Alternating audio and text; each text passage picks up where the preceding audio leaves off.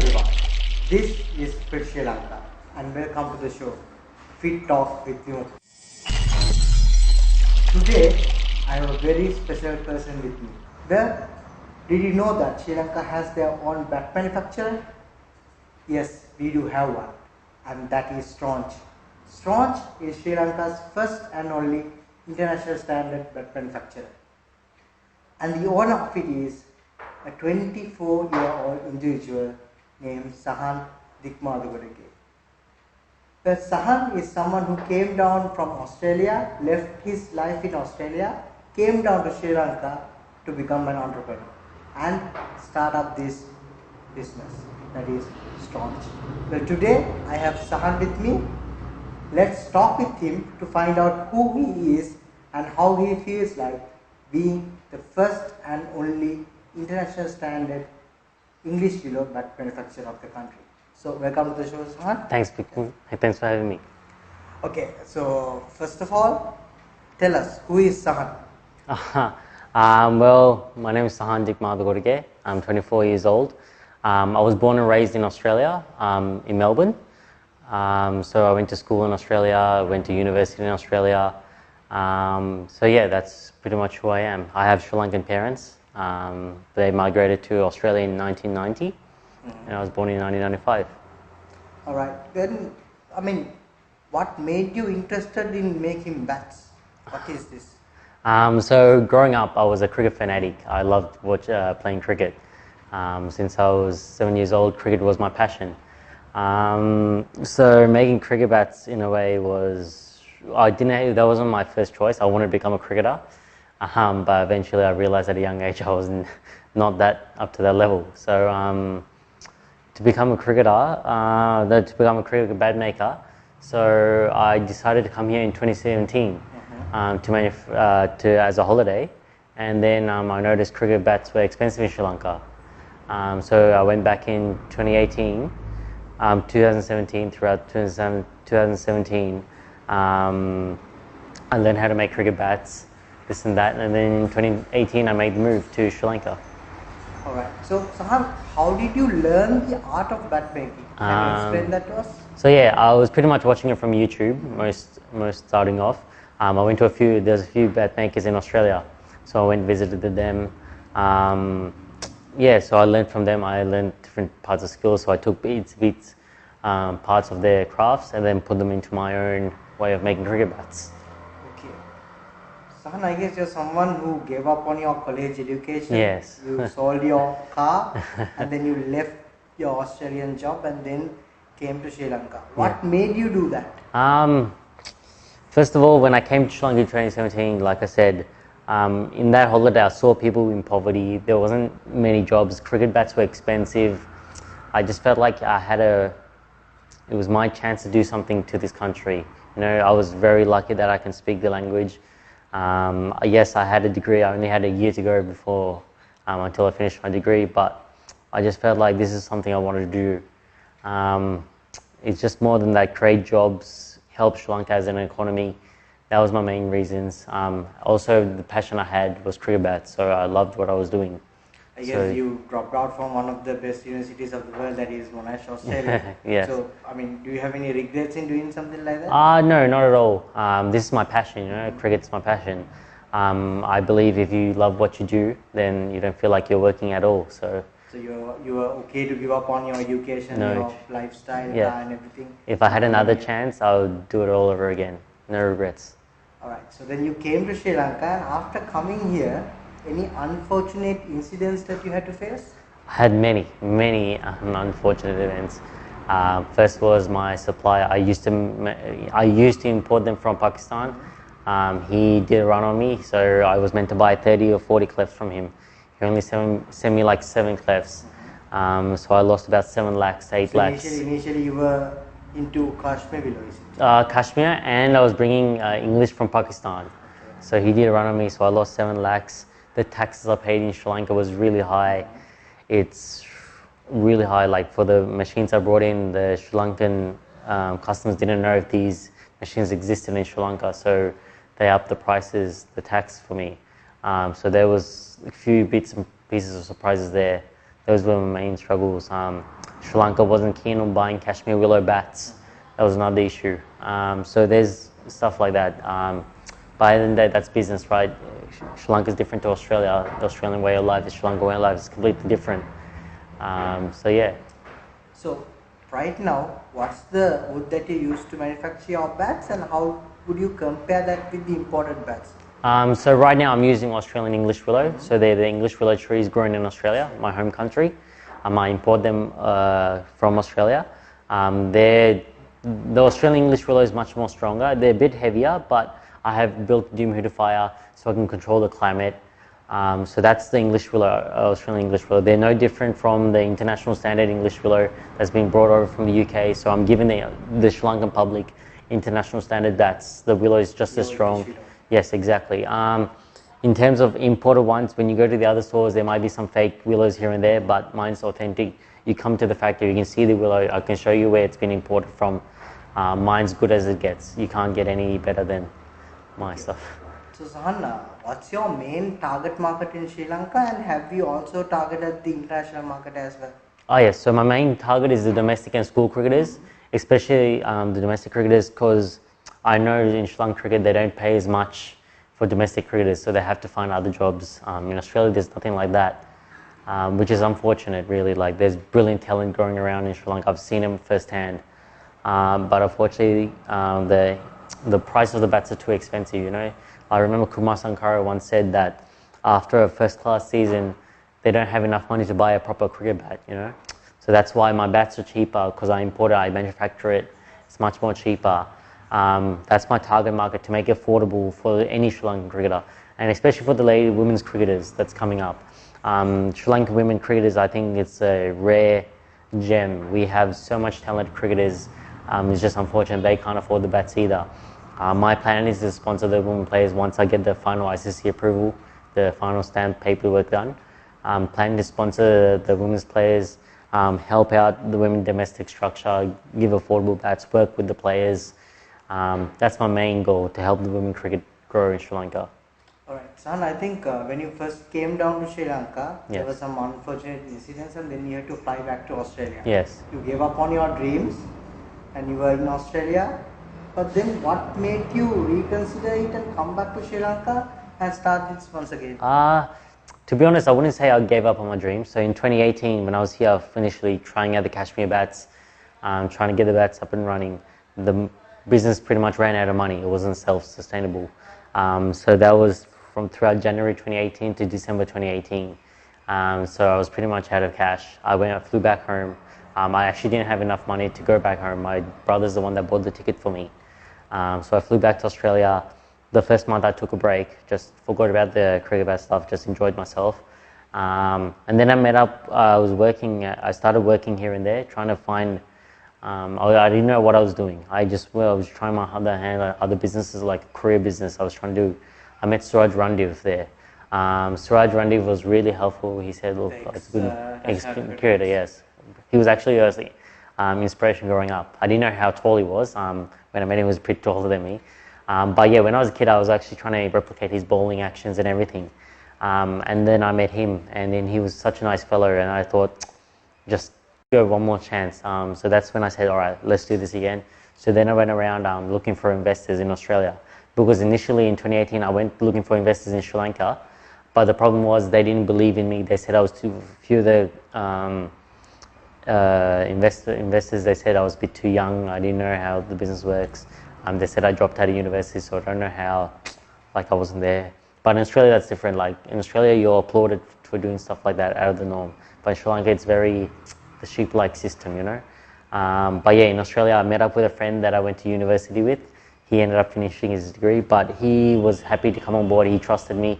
He gave me the full support, and he invested in my company. Then he ended up joining Staunch. So then I pretty much gathered the investment I need. So then I bought like pretty high-tech machinery to make me those 100 bats a day, those type of the high caliber, so should I say, to manufacture cricket bats. So in June 2019, I moved back to Sri Lanka, rented out a warehouse, which is here, and then we started manufacturing cricket bats. Alright, so how is Staunch performing as a business right now? Business-wise, internationally, it's excellent. I couldn't have asked any more. Cricket is growing indisputably well. I've been exporting to Australia, the UK, even the US now is coming involved. New Zealand's interested. It's nothing I could ask more. Domestically, unfortunately, the Sri Lankan, it's not going well. Yes, I'm selling some bats. It's just not up to a standard that I would have hoped. I have no issues, like the people that have bought the bats, I have had no issues, no bad feedback. They said the bat's just as good. I've had positive feedback, but the problem is, it's just no one, I don't think no one trusts the brand. Yeah, I've met a few things, it's just that there's no, like obviously I can't afford to sponsor a high profile cricketer. The Sri Lankan market, the public, it seems, they want to go after someone that's established. You know, if they see a person, they establish it, they trust the brand. Unfortunately, I don't have the finances to carry that out. But yeah, I'm hoping eventually it'll pick up. You know, it's first year pretty much the business is running full scale. You can't expect every miracles overnight. So I'm just sticking by my gut, going through the flow. Hopefully, good things finally come around. So Sahan, do you have to register your bats with ICC? Yes, I do. How does that Yes. process work? So the bats can be made, that's no problem. But if you want it to be the international standard like that, there's a 12-month procedure going on. So I've given every single detail. I obviously can't say what the details are, but I have all the resources. I've given an application. So now it's just a waiting game. We were just talking with the ICC, the applicant dealer. He pretty much was asking questions and we've answered those. So yeah, we should be on our way to becoming established ICC recognized international cricket bat maker in Sri Lanka.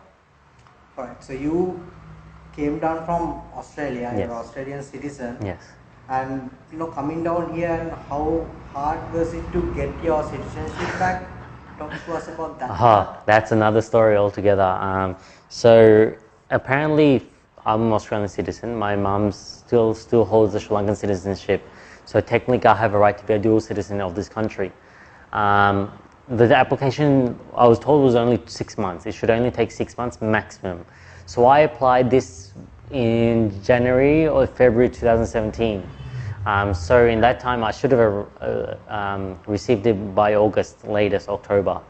But it ended up being December 2017. I still haven't received anything. Then I moved to Sri Lanka without a citizenship, dual citizenship. I had to come as a tourist visa. I went to the embassy. I asked them, pleaded them, yo, to run this business, I need my citizenship. They said, oh yeah, we'll take time. Eventually I can't say on camera, but I had to do some stuff. Money had to go around to get the job done, which is pretty sad, I came to this country. It's your right as well to be a Sri Lankan citizen, but yeah. You had to go around. Yes, I wasted a lot of my parents had to fork in some money as well to get the job done. Otherwise, because my brother did the application the same time as me, he's still waiting. So that's the thing. So if I waited, I would still be waiting to get my dual citizenship, which is really sad, I just think maybe there are other people that didn't have those connections to get the job done. There might be opportunities that have gone missing for Sri Lanka. So that is really disappointing for me. But it is what it is, you can't argue that's how the country's structure is. I just feel disappointed for other people that couldn't have the same chance as me. Alright, Sahan, even though you are a local manufacturer, you manufacture bats in Sri Lanka, your bats, the Staunch bats, are pretty much higher than the imported bat. I mean, there is a saying that Staunch bats are pretty much bit expensive than the imported bats. Why is that? Why is the reason for that? Being honest, it's not expensive. Like my grading internationals are lower than the international market because some of the bats in the stores are 90,000, even 1 lakh. Mine, the maximum is 40,000. They can be dropped even lower. It's going same, but the medium bats are a bit expensive simply because there's a few reasons. One, there's no import tax for cricket bats coming to Sri Lanka from stores. That's one thing. And the other thing is, the other one reason is that there's some bat stores that are selling Kashmir Willow as English Willow. So Kashmir Willows are a lot cheaper. That's what I was making in 2018. But unfortunately, when I was going to the store, were trying to sell my cashmere bats. They were telling me, oh, sell these cashmere as English Willow bats. I'm like, look, I can't do that. I didn't come here to Sri Lanka to cheat people. They said, look, that's what you got to do in business. I'm like, all right, you keep your ways. I have my morals and ethics. I'll do what I can. So there's that, like, so some cricket stores are selling cashmere as English Willow. So cashmere willows are 4,500. They're selling for 8,000, 9,000, saying they're English Willow. Obviously, they're cheaper. And English Willow can never be that cheap. Minimum is 12,000 rupees, like, for an English Willow cleft. Also, the other thing is, I forgot. So yeah, the tax is one. How much tax are you paying to bring down your raw materials? Pretty much nearly 20%. 20%? Just to bring the materials to build the same thing that's being imported for no tax. So as far as you know, how much percentage of tax are the importers? I think it's maximum 2% because they're under a sports agreement tax. So there are shops that import cricket bats and they have to pay only 2% of tax, where you have a local manufacturer where he has to pay about 20% of tax just to bring down his raw materials and manufacture the bats here. Yes, that's correct. Yes, that's unfortunate. Because the thing is, when I bring down the willow, I tell the customers these are manufactured the bats. But the thing is, the Sri Lankan customs think that I'm making furniture of the willow. It's just, I think it's a bit new to Sri Lanka. You can't blame them. They don't know. I try to tell them, they don't trust me, but I can't do much more to that, unfortunately. So Sahan, finally, do you think that local industries lack support, and what kind of help you need from the authorities, from the government or from the other authorities? What kind of help you would need as a local manufacturer? Yeah, I think there's no, from my point of view, there's no proper structure. I came to this country without any connections. I don't have any connections. I came to this country with zero connections. There's no proper structure for any entrepreneur to get this business up and running, a manufacturing business, that's to say the least. Which is sad, because in Australia there's always systems. You go on the internet, they have a system in place, stuff like that. It's just sad that I see other Sri Lankan entrepreneurs, I don't think they might have that chance. There's no investors in Sri Lanka as much helping young entrepreneurs. They expect you to finish your degrees and get things going. In Australia it's completely different. That's why I had the support in Australia.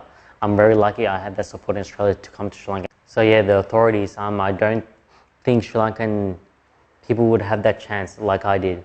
As far as authorities go to helping my business, look, I'm not looking forward to much. I didn't get any help from the start when I started this business, which is unfortunate. There's no structure. Look, if they come on board and help me, I'm more than welcome for them to join the company and helping me out. But I'm not looking forward to, I've gone to this stage without any help as much, other than from my investors, my business partners. So I'll just keep on going. I'll help Sri Lanka as much as I can for my own sake. But yeah, let's see. The future can help. Alright, so that was Sahan Dikmadugodage, a young man who came from Australia, a Sri Lankan who came from Australia, who got back his citizenship and now is an entrepreneur. Not just an entrepreneur, he's special. He is the first and only bat manufacturer of the island, that is Staunch. Staunch is Sri Lanka's first and only international standard English Willow bat manufacturer. And the owner is Sahan. He did so many sacrifices. He came to Sri Lanka. He gave up on his education. He was studying at Monash, one of the best universities of the world. He gave up on that. He had a luxurious life. He sold his car, he gave up on his job, and he came down to Sri Lanka. That is to produce bats with the main intention of giving it at a lower cost. Yes, of course, he's a Sri Lankan manufacturer, he's making bats here, and the people would expect the bats to be of lower price than the imported bats. But there is one main question, one main problem that he has, that is the tax. He's importing his raw materials from other countries and he has to pay 20% of tax to bring down those stuff.